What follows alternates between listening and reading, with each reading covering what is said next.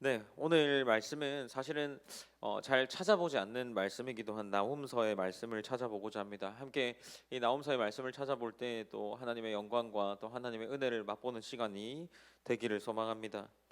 긴 시간 동안 오후 예배를 또 여러 가지 문제로 또 드리지 못했지만 함께 모여서 또 오후 예배를 하게 됨에 나름대로의 감사한 마음들을 가지고 있기는 합니다. 그러나 우리가 되게 이 시간 오후의 시간까지 하나님께 드려진다라는 거를 많이 익숙하지 않은 듯한 느낌으로 이 시간을 보내는 것 같기도 합니다. 하지만 이 나홈서의 말씀들을 보면서 우리가 또 이렇게 오후의 시간들을 하나님께 올려드리면서 이 시간이 우리에게 허락된 것을 감사하는 마음으로 함께 말씀을 살펴보았으면 좋겠습니다. 말씀을 시작하면서 한 가지 질문을 드리고자 합니다. 하나님 하면 어떤 이미지가 떠오르십니까? 아마도 많은 성도들이 사랑, 헌신 이러한 이미지들을 떠올리지 않을까 생각합니다. 그런데 함께 살펴볼 말씀에 나타나는 하나님의 이미지는 이것과는 조금은 거리가 있어 보입니다. 하나님의 모습이 그동안 우리가 흔히 들어오던 것처럼 따뜻한 분, 거룩한 분, 사랑이 많으신 분처럼 말씀하고 있지는 않습니다. 그렇다면 본문에서 나타나는 하나님의 모습은 어떤 모습일까요? 나홈 선지자를 소개하는 것으로 본문이 시작하고 있습니다. 1장 1절에서는 이렇게 기록합니다. 니느웨에 대한 경고 곧 엘고스 사람 나훔의 묵시의 글이라라고 기록합니다. 여기서는 경고라고 말하고 있지만 이 경고의 말을 우리나라 뉘앙스대로 이해하면 마치 내가 지금 너에게 경고하니까 너는 지금 돌이켜라, 그리고 정신 차리고 다시 돌아와라 하는 듯한 그러한 뉘앙스를 품고 있지만 조금 더 원어적인 의미를 살려서 우리가 이 경고에 대한 의미를 생각해 본다면 기회를 준다, 개선시킨다 라는 의미보다는 징벌과 심판만 가지고 있는 그러한 의미의 뜻이 더 강한 겁니다. 그렇다면 니느웨에 대한 경고라고 하는 것은 이 니느웨가 징벌 받을 것이다 라는 것에 대한 이야기죠. 이와 함께 나훔 1장 1절에서는 경고라는 단어와 동시에 묵시라는 단어 또한 등장합니다. 이 묵시라는 단어는 이상을 보았다라는 의미입니다. 그러니까 나홈이 전하는 이 경고의 메시지가 어떤 이상을 본 것, 이것을 적은 거죠. 자기가 직접 본 거를 적었다라는 말로 우리가 이해할 수 있습니다. 하나님의 메시지를 음성만으로만 들은 게 아니라 자기가 봤다라는 거를 지금 1장 1절에서 말하고 있는 겁니다. 말씀을 시작하면서 하나님은 어떤 분이냐라는 질문을 했고 우리가 1장 1절에서 이 니느웨에 대한 경고, 묵시의 글이다라는 것을 함께 나누었습니다. 구약 성경은 하나님의 사랑에 대해서 강조하지만 이 나홈 1장에 등장하는 하나님은 사랑이라기보다는 조금은 무서운 분 같습니다. 영원한 분, 유일한 분, 거룩한 분과 같은 하나님의 이미지가 많이 있지만 이 나홈에서 등장하는 하나님의 이미지는 사뭇 다른 이미지입니다. 우리가 2절부터 시작되는 하나님의 성품에 대해서 찾아 읽어본다면 이 2절에서는 이렇게 기록합니다. 여호와는 질투하시며 보복하시는 하나님이시라. 여호와는 보복하시며 진노하시되 자기를 거스르는 자에게 여호와는 보복하시며 자기를 대적하는 자에게 진노를 품으시며 라고 기록하고 있습니다. 나홈은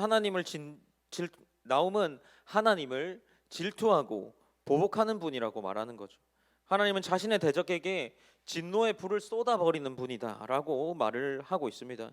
그러나 말씀을 읽다 보면은 이 말씀이 단순히 하나님이 화가 많아서 자기에게 말을 듣지 않는 사람들에게 무조건적으로 징벌을 하겠다, 보복을 하겠다 하는 그러한 말씀은 아닙니다.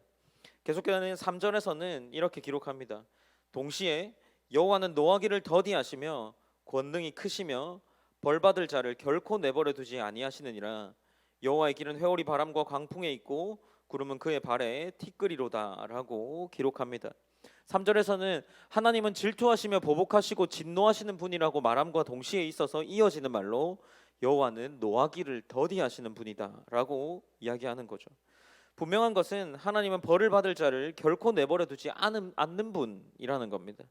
곧 하나님께서는 자기 백성들이 범죄하고 우상을 섬길 때도 질투하십니다. 이방 민족이 자기 백성을 억압할 때도 진노하십니다. 그런데 분명한 것은 이들이 죄악을 범했을 때 분명하게 그들을 향하여서 심판하시는 분이라는 겁니다. 그러나 하나님을 변덕스럽고 질투하고 노하시는 그런 하나님이 아니라는 걸 우리가 동시에 기억해야 하는 것이겠죠. 하나님은 피해를 당하는 자들에게 동정하고 안타까워하지만 가해자에게 곧장 가서 진노하시고 화를 들이붓는 그런 분은 아닙니다. 앞서 말한 것처럼 이 부분에서 우리가 기억해야 할 것은 하나님은 분명히 벌받을 자를 벌하신다라는 점입니다. 나홈에 기록된 하나님은 진노의 하나님이시지만 이 진노가 아무 때나 시도 때도 없이 폭발하지 않으십니다. 하나님의 진노는 자신의 대적과 원수를 향한 것이며 오랜 인내 후에 가장 적절한 시기에 폭발한다는 말입니다. 하나님의 진노는 참을 만큼 참은 후에 일어나는 하나님의 능력입니다. 그렇다면 본문에 나타나는 이 하나님의 진노에 대해서 이야기하면서 이 진노의 모습은 어떻게 드러나냐라는 질문을 우리가 품어볼 수 있습니다. 하나님의 진노는 4절에서 6절까지의 이 본문들에서 그 모습을 묘사하고 있습니다. 4절에서는 그는 바다를 꾸짖어 그것을 말리시며 모든 강을 말리시나니 바산과 갈멜이 쇠하며 레바논의 꽃이 시드는도다라고 기록하고 있습니다. 그런데 우리가 이 4절에 나오는 여러 가지의 현상들을 보기 전에 우리가 생각해 보아야 할 것은 이것을 니느웨와 연결시켜서 생각해 보아야 한다는 겁니다. 1장 4절에서는 이 꾸짖음은 아수르의 악의 신을 염두에 두고 있는 겁니다. 단순히 4절부터 나오는 하나님의 진노의 내용은 어떤 하나님의 대단한 능력만을 묘사하는 것은 아닙니다. 니느웨에 있는 어떠한 이 니느웨와 연결시켜서 이것을 볼 때 그것이 가지는 의미가 있다라는 겁니다. 나홈은 바산과 갈멜이 쇠하며 레바논의 꽃이 시드는도다라고 기록합니다. 이는 무슨 의미일까요? 이것은 니느웨의 신을 향한 심판이라는 사실입니다. 바산과 갈멜은 목축 지역이었습니다. 기름진 지역이었죠. 이곳에는 목축이 발달했었고 그렇다면 이 땅의 푸른 초목이 필수적일 겁니다. 그런데 하나님께서 그 땅의 모든 것이 쇠하게 할 것이라고 말하는 겁니다. 그렇게 말씀하시면서 하늘에 비가 내리지 않는 것과 강렬한 햇빛은 고대 아수르이라는 신의 이러한 어떤 특징을 묶어버린다는 의미를 가지고 있다라고 우리는 생각해 볼 수 있습니다.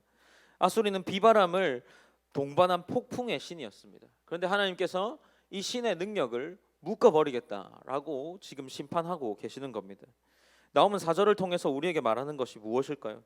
바로 하나님이 아수르인들에게 최고신이 숭배하는 그 신보다 더 뛰어난 신이다라는 것을 보여주고 있는 것입니다. 또한 계속해서 하나님의 진노는 어떻게 드러나고 있습니까? 5절에서는 이렇게 기록합니다. 그로 말미암아 산들이 진동하며 작은 산들이 녹고 그 앞에서는 땅 곧 세계와 그 가운데 있는 모든 것들이 오르는도다라고 기록합니다. 4절이 주로 바다와 강에 관한 그러한 비와 관련된 하나님의 능력이었다면 5절에서는 산과 땅을 진동케 하는 분이라는 것을 말씀하고 있습니다. 산과 언덕은 일반적으로 전쟁과 자연재해에서 피하는 장소였죠. 그러나 이런 장소들도 하나님 앞에서 아무런 의미가 없다라는 것을 말하고 있는 겁니다. 또한 이어지는 6절에서 나홈은 질문합니다. 누가 능히 그의 분노 앞에 서며 누가 능히 그의 진노를 감당하랴 라고 말하고 있습니다.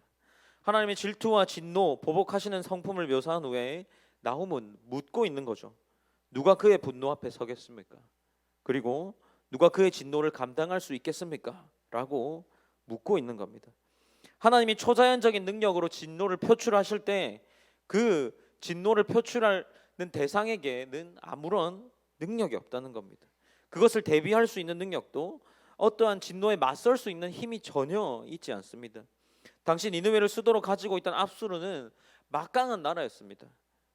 세상을 장악하는 나라였고 당시에 패권을 가지고 있던 그런 나라였습니다.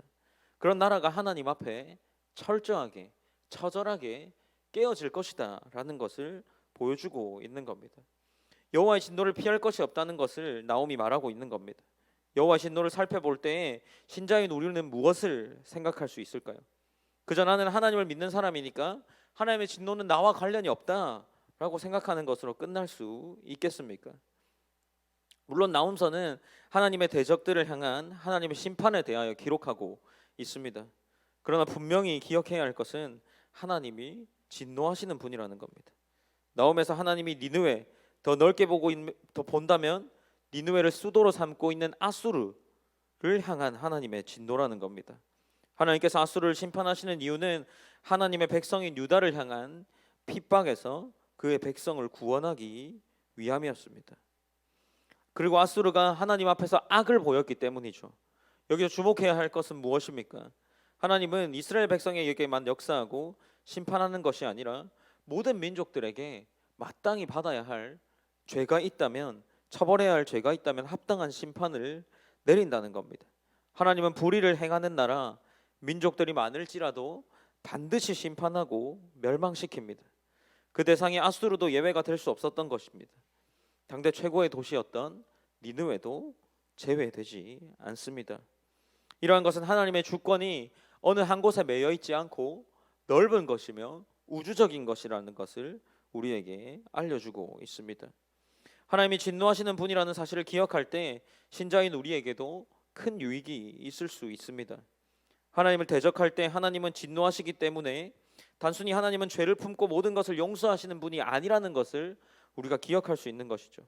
심판하시는 분이시라는 그 사실을 우리가 기억할 때 우리는 신자가 신자로서 보다 더 신자답게 살아갈 수 있게 됩니다. 하나님이 심판하시는 것은 우리를 공포에 떨게 하시는 분이 아니라는 사실이 강조되어서는 안 됩니다. 이것은 하나님께서 죄를 싫어하는 거룩한 분임을 보여주는 것, 그것으로 이해해야 하는 것이죠. 하나님이 심판하시고 진노하시는 이유는 하나님을 대적하기 때문이었다는 것보다 이 사실을 기억하는 것은 이 사실 자체, 하나님이 진노하시는 분이라는 사실을 기억하는 것 그 자체가 우리 신앙인에게는 큰 유익이 된다라는 겁니다. 그런데 나홈은 하나님의 진노에 대해서 말하면서 그 신자는 이 어떤 피조물도 진노를 막을 수 없다라고 말하지만 한 가지 사실을 분명히 하고 있습니다. 이제 나홈은 하나님께 피하는 자와 하나님을 대적하는 자를 나누어서 기록합니다. 본문 7절입니다. 7절에서는 이렇게 기록합니다. 여호와는 선하시며 환난 날에 산성이시라. 그는 자기에게 피하는 자들을 아시느니라 라고 기록합니다. 여호와는 질투하는 분입니다. 그러나 본문 7절은 대조적으로 여호와는 선하시다 라는 말로 시작하고 있습니다. 이것이 단순히 하나님은 좋은 분이야 라는 말이 아닙니다. 하나님의 선하심은 대적들이 일으키는 전쟁과 관련이 있다라는 거죠. 그 전쟁에서 여호와는 자기 백성에게 백성을 향하여서는 요새가 되시고 산성이 되신다라는 말입니다. 본문에서 그는 자기에게 피하는 자들을 아시느니라라고 말합니다. 우리가 몇 번이나 들어왔던 이 알다라는 단어는 히브리어로 야다입니다. 알다는 말은 단순히 하나님을 안다는 표면적인 의미가 아니라 여호와께서 피난처를 찾는 자의 모든 삶과 인격과 신앙을 기억하고 있다는 겁니다. 그것을 안다는 겁니다. 하나님은 이런 자들을 알고 계십니다. 그렇게 여호와는 선하시다라는 말입니다. 그는 자기 백성에게 하나님께 완전히 모든 것을 맡기고 있는 자들을 알고 있다. 그리고 그분들에게, 그러한 성도들에게 산성이 되어준다라는 것을 이 7절을 통해서 알려주고 있습니다. 하나님을 대적하는 분들에게는, 하나님을 대적하는 자들에게는 이 하나님은 어떤 분이 될까요? 8절에서는 이렇게 기록합니다. 그가 범람하는 물로 그것을 진멸하시고 자기 대적들을 흑암으로 쫓아내시리라 라고 기록합니다. 진멸하신다, 이 말이 무엇일까요? 자기 대적들을 흑암으로 쫓아낸다 라는 말은 무엇일까요? 말 그대로 하나님께서 대적들을 완전하게 멸할 것이다 라는 것을 우리는 이해할 수 있습니다. 사랑하는 성도 여러분, 이것이 우리에게 무엇을 보여주겠습니까?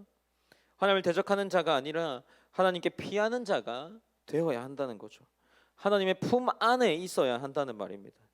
여전히 하나님의 제자로서의 삶을 살아가야 한다는 말이죠. 하나님께서는 그의 자녀들을 결코 버리지 않으십니다. 본문에서 하나님은 선하시다라고 말하고 있습니다. 그 선하신 분이 되어주는 대상은 다름이 아니라 자기에게 피하는 자들입니다. 우리 시간 성경을 한 구절 찾아서 읽었으면 좋겠는데 시편 18편 2절 말씀입니다. 시편 18편 2절 말씀입니다. 18편 2절 말씀 다 찾으신 줄 알고 우리 한 목소리로 한번 합독해 보시겠습니다. 시작.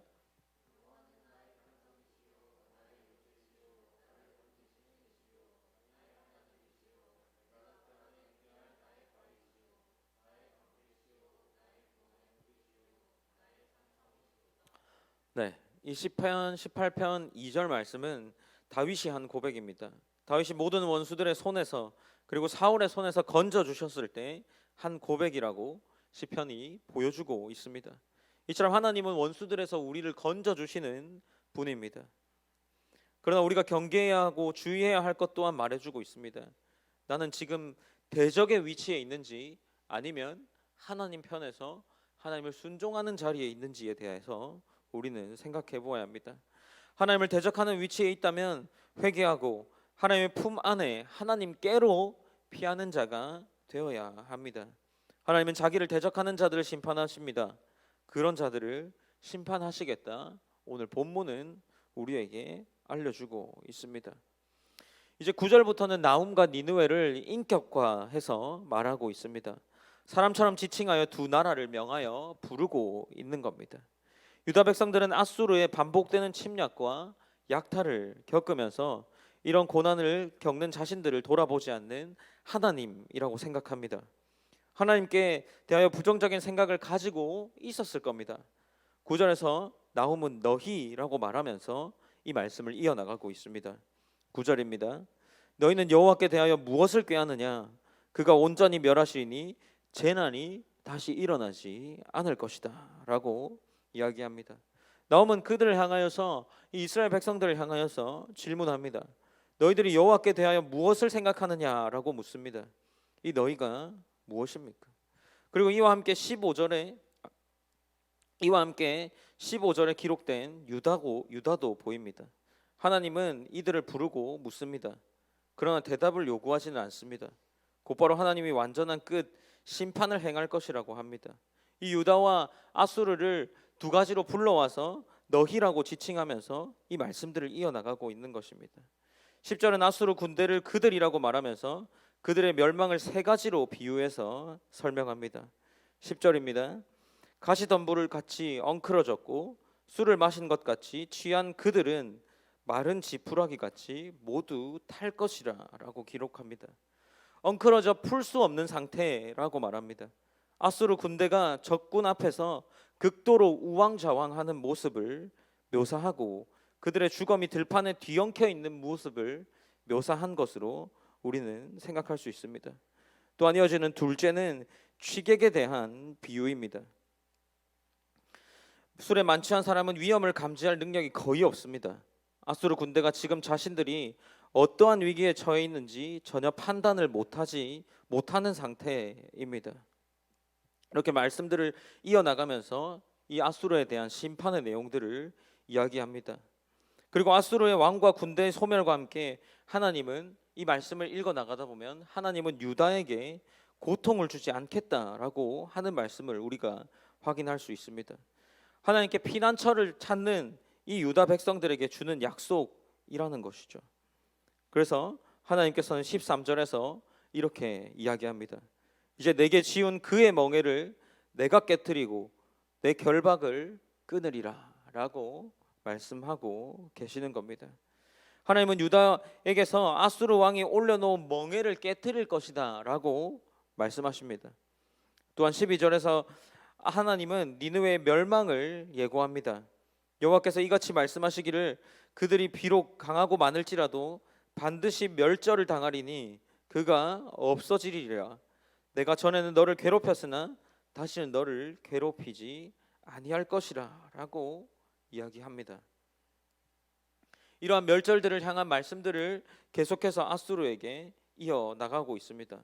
그리고 이제 15절에서는 하나님이 유다에게 평화의 소식을 전합니다.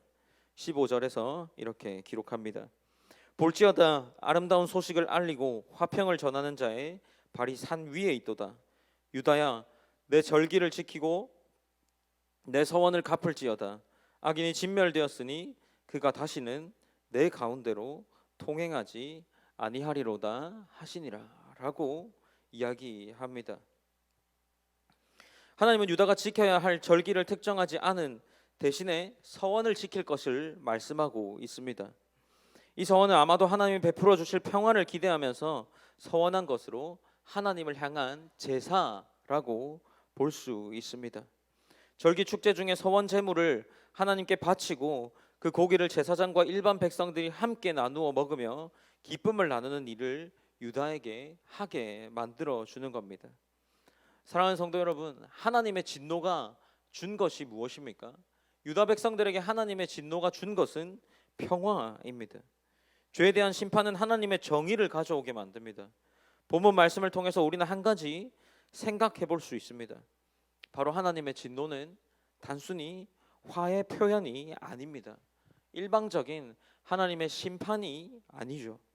하나님의 진노가 하나님의 자녀의 원수에게로 간다면 그것은 하나님이 자기 백성을 지키고 보호해 주시는 인도의 역할을 합니다. 그렇다면 이 진노가 무엇입니까? 하나님의 또 다른 사랑의 표현이 되는 겁니다. 반대로 오늘 본문과는 다른 방향이지만 하나님께서 자기 백성을 향해 진노하신다면 이것은 어떨까요? 하나님께서 자기 백성을 다시 돌이키고자 하는 또 다른 하나님의 사랑의 방식이 아니겠습니까? 이 본문의 말씀을 볼 때 하나님은 하나님의 대적인 니느웨 아수르를 심판하심으로 말미암아 자기 백성에게 평화를 가져다 주십니다. 하나님의 평화, 진정한 하나님의 안식을 경험한 자는 누구입니까? 하나님의 진노를 진정으로 깨달은 자가 누구입니까? 하나님의 진노를 통해서 구원을 얻은 자는 누구입니까? 왜 하나님의 진노를 진정으로 깨달은 자가 신자가 될 수 있는 것일까요? 우리가 이것을 고민해 보아야 하고 다시금 돌아보아야 하지 않겠습니까? 성도는 하나님 편에 서 있습니다. 혹 하나님 편에서 물러가서 다른 편에 잠시 서 있더라도 어떻겠습니까? 하나님께서 나름대로의 진노를 통하여서 나름대로의 징계를 통하여서 그의 방향과 발걸음을 또 돌려주시지 않겠습니까? 하나님의 사랑은, 하나님의 이 진노는 또 다른 하나님의 사랑의 표현입니다. 그렇다면 우리가 지금 돌아보아야 할 것은 무엇일까요? 우리가 지금 어느 시점에 어떤 모습으로 하나님을 향해서 서 있는가를 우리가 생각해 보아야 하지 않겠습니까? 하나님의 진노는 어쩌면 신자에게 유익한 시간을 보내게 합니다. 이 진노가 앞서 말한 것처럼 대적을 향할 때 우리는 그 하나님으로 피해서 그 대적으로부터 안전함을 누릴 수 있습니다.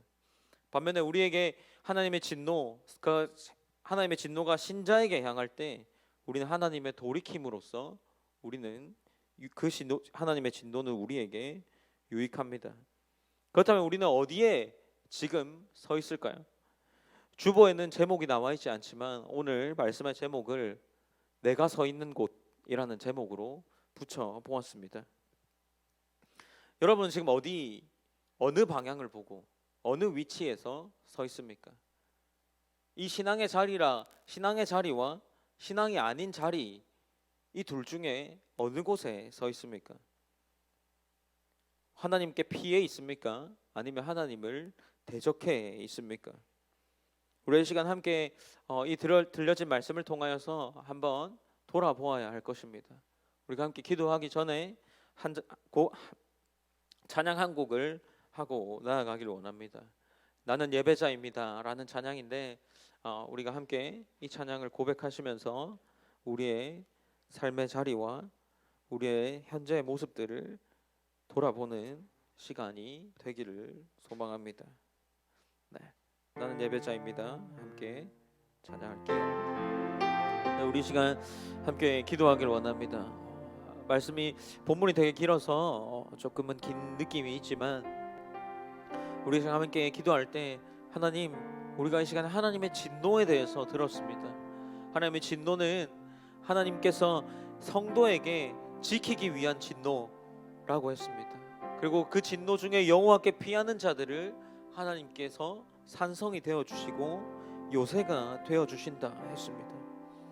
이 이스라엘 백성의 입장에서 보면 이 말씀이 어떻겠습니까? 아수르의 압제 가운데에서 하나님께서 반드시 너희를 지켜줄 것이다. 그리고 이제는 더 이상 너희에게 갇혀진 그 결박을 하나님께서 깨트릴 것이고 이제 너희는 더 이상 그러한 고통 속에 있지 않을 것이다 라고 말씀하십니다. 하나님의 진노가 단순히 화가 아니라 여호와께서 자기 백성을 사랑하는 그러한 용도로 사용된 겁니다. 우리는 하나님의 진노를 어떻게 생각하고 있습니까? 그리고 지금 나는 어디에 서 있습니까? 혹 하나님의 진노의 자리에 서 있지는 않습니까? 지금 내가 서 있는 곳, 그곳이 예배하는 자리입니까? 지금 내가 서 있는 그곳에서 나는 그리스도인으로서의 모습을 보이고 있습니까? 우리 시간 함께 기도할 때 하나님, 내가 하나님의 진노의 자리에 서 있지 않고 하나님께서 진노하시는 그 자리를 피해서 하나님께 피하여서 하나님이 산성이 되시고 요새가 되어진 그 자리에 서 있게 하여 주시옵소서. 그러므로 말미암아 하나님의 사랑을 날마다 느낄 수 있게 하여 주시옵소서. 하나님, 이스라엘 백성들이, 이 유다 백성들이 죄의 자리에 있었던 것이 아니라 하나님의 자리에 있었기에 그들이 지금까지 우리에게 복음을 전해질 수 있지 않았겠습니까? 우리 시간 함께 기도할 때 하나님, 내가 하나님의 자리에 서 있기 원합니다. 하나님 편에 서서 하나님께 피하여서 하나님, 내가 여호와의 진노를 피할 수 있는 자리에 서 있기 원합니다. 혹 내가 하나님의 대적하는 자리에 서 있었다면 하나님께서 나에게 돌이킬 수 있는 그러한 징계를 허락하여서 하나님, 내가 다시금 하나님의 자리로 돌아갈 수 있게 하여 주시옵소서. 그리고 우리가 그렇게 한번 기도했으면 좋겠습니다. 각자의 마음에 오는 기도의 제목들을 통하여서 이 시간 함께 기도하기를 원합니다.